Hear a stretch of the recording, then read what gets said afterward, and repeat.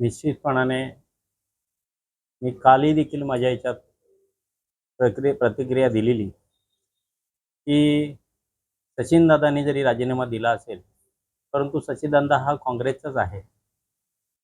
त्यामुळे आम्ही निश्चितपणे शेवटी कुटुंब आहे, काही गोष्टी मनामध्ये काय असतो, परंतु आम्ही स्वतः सर्वांना सोबत घेऊन चालणारा कार्यकर्ता आहे.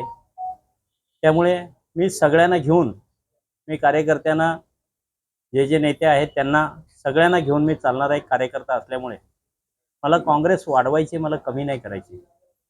कोणाच्या मनात काही गोष्टी असतील, परंतु मी त्यांना समजून जे काय असेल ते आपण काँग्रेससाठी योगदान प्रत्येकाने द्यावं, अशा प्रकारची मी माझी भूमिका स्वतः मांडली. मी अनेक जे कालचे जे होते त्या मंडळींना देखील मी स्वतः फोन केले.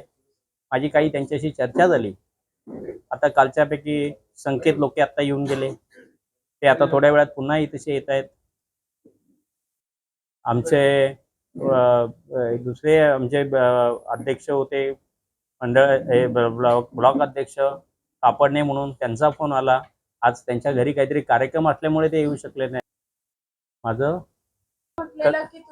मी पूर्वापार माझं खानदान हे काँग्रेसचंच आहे. माझे चुलते स्वतः जिल्हा परिषदचे सभापती होते.